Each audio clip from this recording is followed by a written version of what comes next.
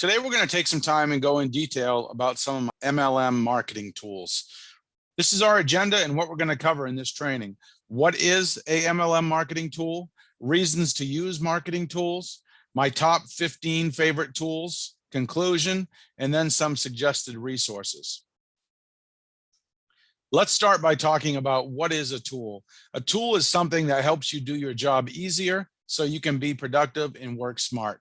Think of a carpenter. They have a toolbox. They have a saw, a hammer, some nails, a level, maybe some scissors, and other tools that they can use, which will save them time, allow them to do their job properly. When it comes to network marketing, a marketing tool is a tool that helps you simplify and or improve your marketing efforts. So it's something that you use to get more leads, to get better leads, to get more conversions, to save time, to reduce your ad spend, things of that nature. These are some of the reasons that you want to use marketing tools in your business. It allows you to work smart. You can save time and money. You get to keep things simple, have more duplication in your business, be more productive. You can improve your results and, more importantly, track your results. And most importantly, you can remove yourself from the equation. You can have tools replace you. The first marketing tool, and easily the most important, is your marketing plan. It really doesn't matter how many tools you're using.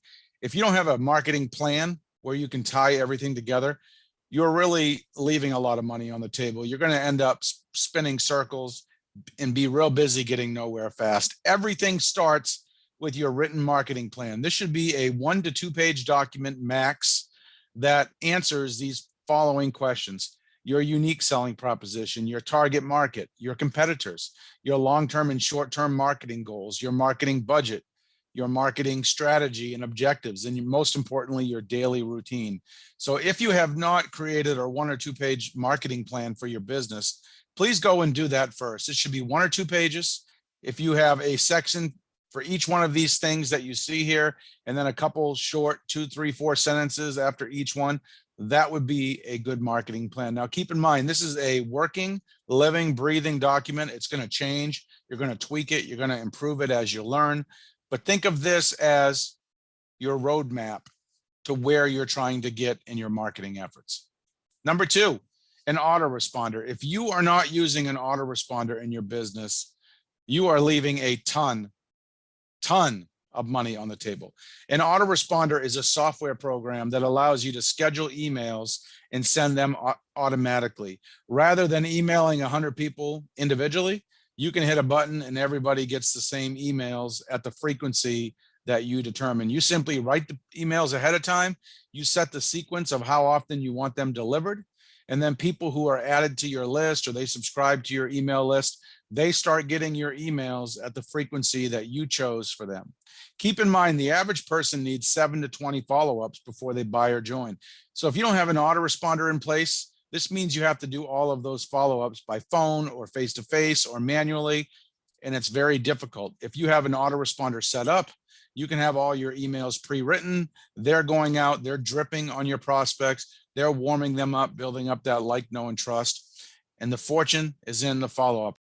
Next is your postcard. I personally believe everybody should have a postcard. Ideally, they should have one for their products and one for their business opportunity. What's great about a postcard, you can actually hand them to people. And the difference between a postcard or a drop card and a business card is you can get a lot more information on a postcard than you can on a business card or drop card, just because of the size of it.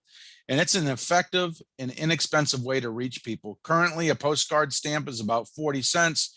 You can buy a nice postcard for about 3, 4 cents if you're buying them in bulk, and then any lead that you put on. So less than 50 cents a piece when you factor in the postage, the lead, and the postcard. That's a very inexpensive exposure. And what you see on this slide, this is one of the postcards that I use in my business. It works very well. It's designed to find customers and sales reps. Keep in mind, it doesn't say the name of my company on here. It's kind of generic. I use the curiosity approach, and it allows me to generate leads. Some people text me, some email me, some people sign up on their own. But all these people who go to my website, they get added automatically to my autoresponder, to Aweber. So now they start getting my follow-ups automatically. Something to think about. Number 4, a drop card. A drop card is very similar to a business card. It's about the same size, about 2x3 or 2x4 inches. I prefer a drop card over a business card because it's more generic. It's designed around curiosity. Let's face it, business cards are kind of boring. They've got your photo, your title, your phone number. Most people are just going to chuck it in the trash, honestly, if they even keep it, or they're going to end up losing it. So with a drop card, I like to leave these everywhere I go. When I go to the gas station, I leave a couple on the bulletin board inside. I leave one in the credit card slot of the pump. When I go to the grocery store, I do the same thing. When I pay my bills, I enclose a drop card in it. When I go through a toll booth that someone's working, I give them a drop card. When I go out to eat and I have a waiter, I leave my drop card with them. You just get into the routine of giving out drop cards, not a ton, but a few each day. And that adds up over time. And drop cards are very inexpensive. You can get nice ones made for a penny or two a piece. And you can just leave them everywhere you go. And you can order these on eBay or Google. 5, product samples. If you are in a product business, it would behoove of you, if possible, to break some of these products down into samples. Assuming your company has good products, I have found from personal experience, if you can get a prospect to try your product or use your product, and it does what you say it's going to do, there is a much higher likelihood that the person will buy the product than if they just expect you to have them just go buy it on their own without ever trying it. Think of Sam's Club and Costco. When you walk in there, they almost always have 10, 20, 30 booths open where people are doing product samples for different products that they sell. That's because samples work. So if you could only do one marketing strategy in your business and you are limited on funds, this would be my number one choice for everybody, is giving away free product samples to people. And when you give away your sample, make sure you get their contact information first so you can follow up with them at your convenience. Number 6 is your elevator speech. This is an important marketing tool. A lot of people are very good at talking to people, but when they get asked, hey, what do you do? The new MLM rep doesn't know what to say. What you want to have is 1 or 2 sentences that explain what you do in a very simple manner. So when people ask you, hey, what do? You don't stumble, you know exactly what to say. So what you see on this slide are a couple examples. The first one is for someone in a cosmetics company. A simple elevator speech could be, I help women look and feel beautiful. That's very good. Or I help women buy department store quality cosmetics for discount store prices. Or I teach women how to get paid for wearing makeup. Those are 3 different example elevator speeches that you could say to someone. Keep in mind, it doesn't say the name of your company. It's kind of generic, it's curiosity based, and it's really designed to get your prospect thinking and see if they might be a good fit for you. Another example would be with a nutrition company. You could say, I help people get healthy and wealthy, or I help people look and feel healthy on the inside and out, or I market affordable nutrition products that help others get the nutrition they need. Those are just examples. Don't use those exact same ones. Just use that as a building block to come up with your own elevator speech for your business. Number 7, a button. There are so many ways you can use a button effectively to promote your business or your product. For example, if you sell coffee, you could have a button that says, drink coffee and get paid. Ask me how. If you sell weight loss products, you could say, lose weight today. Ask me how. And then what happens is when people are looking at your button, if you're an introvert like I am, you could just hand them one of your drop cards and say, here, check this out when you can. It explains what's on the button. Or if you're more talkative and you're more extroverted and you like having conversations with people, then you could give them your elevator speech and talk to them a little bit and see how it goes. I prefer the hit and run drop card method when I'm wearing a button because I like to be in a hurry and I don't want to come across as some slick salesperson. I'd rather just give them a drop card, let them check it out at their leisure. Number 8, a database or contact manager. This is a very important marketing tool for your business. Let's just give you an example to put it in perspective. If you talk to 5 people a day and you did that every day for a year, that would be 1,825 people. Now, you would probably get a lot of customers and sponsor a lot of people from that. But what if you had a database that you built as you were talking to people, you added each person to it, and at the end of that year, you had all 1,825 names in that database with notes on the conversation with their address or their email address or phone number. Wouldn't that be a valuable tool? Wouldn't you be able to circle back to some of those people and stay in touch and maybe convert even more of them into paying customers and distributors? I know you could. You definitely want a database or a contact manager. It's the power of building your list. It keeps all of your contacts in one place. I use a software program called StatTrack Pro. You can Google all pro software, StatTrack Pro, and you can find them. I think it's a one-time fee of $30. And this is basically a software program. You can download it to your computer, instant download. It allows you to create lists, to manage lists, to put notes on each conversation, to organize all of your contacts in one place. I've been using this for many years. I absolutely love it. I highly recommend it. Number 9 is an online business card. What's great about this is it's a great tool for someone who doesn't have their own website, but they want to have their own website / business card in one. And what's cool about these is you can put all of your links on your business card and they're an actual hyperlink. So now instead of having to manage 5 or 10 different links, you can put all your links on your one business card, send everybody to your online business card, and then they can pick the link that's best for them. And what I did, I just bought a domain with my name, and then I forward my online business card to that name. So now I put my domain on my marketing materials and people can check it out and learn more about me and learn more about my products and business at the same time. Number 10 is to have a website, blog, or capture page. Now, if I could only choose between one of these 3, I would definitely tell you to have a capture page. I believe everybody should have a capture page. In most cases, your company is going to give you a replicated website. They're going to give you maybe a retail website, a wholesale website. If you're lucky, maybe a capture page. Most companies don't even do that. You want to come up with your own capture page that doesn't say the name of your company. It's generic, it's short and sweet, it's curiosity based. What you see on this page is currently my best performing capture page that I have. It's designed to talk a little bit about my company's products and business opportunity. People type in their email, then they get redirected to a page that explains everything in detail, extensive detail, and they're automatically added to my Aweber list, so they start getting my follow-up.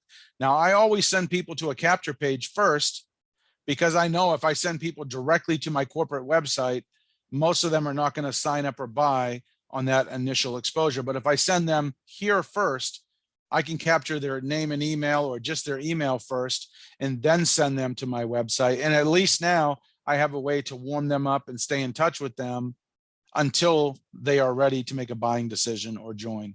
Number 11 is a Facebook presence. There are over 1 billion people on Facebook. People who are a great prospect for your business are on Facebook. So you are leaving a lot of money on the table not having a Facebook profile or a Facebook business page or a Facebook group or a Facebook personal page or somewhere, somehow that people can find you on Facebook. And on your Facebook presence that you have, you don't want to say the name of your MLM company. Keep it generic. You can say you're the CEO of your own company. You could say entrepreneur, something like that. But I really wouldn't brand the company. I would brand yourself and create your own brand.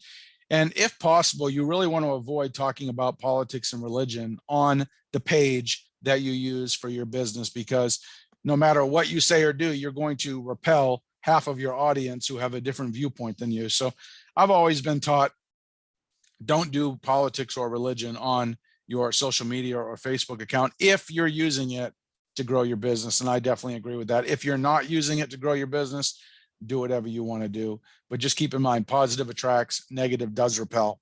And my goal is to get people who go to my profile to become my friend, and for Facebook, just to warm them up and help me build up that like, know, and trust factor. Number 12 is a YouTube channel. This should be one of my most important marketing tools in this training. You should have a YouTube channel. I stress this to my team all the time, but very few people do it. I don't know if they're scared to make a video or they don't think they're going to look professional. I don't make the best videos, but I make a lot of them, and I just keep doing them. And keep in mind, there's never going to be perfection. But if you can have a YouTube presence, what's going to happen is people are going to find your videos. They're going to find you and they're going to want to join you because you're branding yourself. I don't recommend on your YouTube channel you brand yourself as a distributor for XYZ company. I recommend you keep it generic like I did. You could be a health coach, you could be a network marketing coach, you could be a business coach, you could be a marketer, whatever it is that you want to be, and then make videos designed around keywords that are relevant to the company that you promote. As an example, take your way of thinking and start thinking like your prospect. What type of phrases would your prospect type into YouTube or Google to find the product or service or opportunity that you're selling? And you can do some keyword research. There's different websites to do that. And then start creating videos, little educational, short and sweet, 2 to 5 minute long videos, maybe a couple long ones if you got a lot of stuff to say, but short and sweet is definitely much better. And then you can link to your capture pages in your websites in the description boxes below this video. What's great about videos is they get ranked high in Google and typically very quickly. And what might take you 6 months to rank a blog post, you might be able to rank in 6 minutes with a video that you do on YouTube. Plus, there's not a lot of competition if you're doing good quality videos geared around specific topics that your prospects are interested in. And just remember, you're creating your own brand, and it's a free and easy way to get a lot of leads. And these will be your best qualified leads because they joined you. You built up that like, know, and trust through the video. They reached out to you, requested more information. That's a great prospect. Number 13, your email signature. This is one of those things I talk about a lot. It probably drives people crazy. I mention it so many times. This is a powerful, powerful way to make exposures without even trying. This is free. You can change it up every week and mix it up. You want to keep it generic and not promote yourself as distributor XYZ company, and you want to track it. What you can see on the left-hand side of this slide is one of my current email signatures. I just have my name, entrepreneur, and then I put ever wanted to be in the right place at the right time. If so, today is your lucky day. Check this out. If they click on that link, they're going to go to my capture page where they can be added to my email list, where they can learn more about my business and products and get followed up with automatically through the sequence of emails that I created. But you definitely want to use an email signature. And another thing that I do with this is when people spam me, I get so many spam emails every day. I just reply to everyone. I say, no, thank you. It takes a second or two. And now all these people, they're now seeing my marketing message in my email signature in the reply to them. And it's just a numbers game. If you do this every day, if you have an email signature attached to 20 emails that you send out every day and say 20 spam emails you reply to every day, that's 40 exposures a day. That's in the course of a month, that's about 1,200 exposures. In the course of a year, that's about 14 or 15,000 exposures, all at the push of a button without having to even leave your office or get dressed. Number 14, analytics. Analytics is your friend. You need to get in the routine, in the habit of tracking everything that you do. If you don't track it, you can't improve it. If you don't track it, you don't know what's working and what's not working. Some of the tools that I use for analytics and for tracking, I like to use Google Analytics for a lot of my advertising. I like to use Bitly for a lot of my links. I use a rotator software to track how many hits I'm getting and how many conversions I'm getting. I use little cookie codes in my different marketing messages. But you want to have some tracking links and a third-party tracker. So at a minimum, you can figure out what advertising is working, what's not working, what do you need to do more of, what do you need to do less of, what do you need to stop doing. Number 15 is a URL rotator. If you're doing online advertising and you're promoting your link, I'm a big fan in using a rotator. The reason I like to use a rotator is it allows me to do split testing with the different websites that I'm using in my marketing campaign. I can see which one gets more clicks, which one gets more conversions, which one's converting better. And a URL rotator is simply a website or a software program on a website where you put in all your links and then you just promote the website of that URL rotator. And when people click on it, they're going to rotate through your links. The first person will see the first link, the second person will see the next link, and so forth. This is a great low-cost marketing tool. I think I spent maybe $20 for a lifetime membership with TPM Rotator. That's who I use. It's low cost. It's easy to change out. It's great for advertising co-ops. So putting it all together, we covered a lot today. This video is a lot longer than most of my videos, but marketing tools allow you to work smart in your business. They save you money. They save you time. You should definitely invest in tools. It's well worth it. Could you imagine a mechanic or a carpenter trying to do their job without tools? It would be almost impossible. As a quick disclaimer, individual results will vary. All views in this training are my own. I hope you got some value from this. Don't forget to like, comment, and subscribe. Thank you for taking time out of your busy day to watch this video. Check out the links and the resources in the description box below this video. And please check out my other videos too. With that, I hope you have a great day. Thanks for stopping by.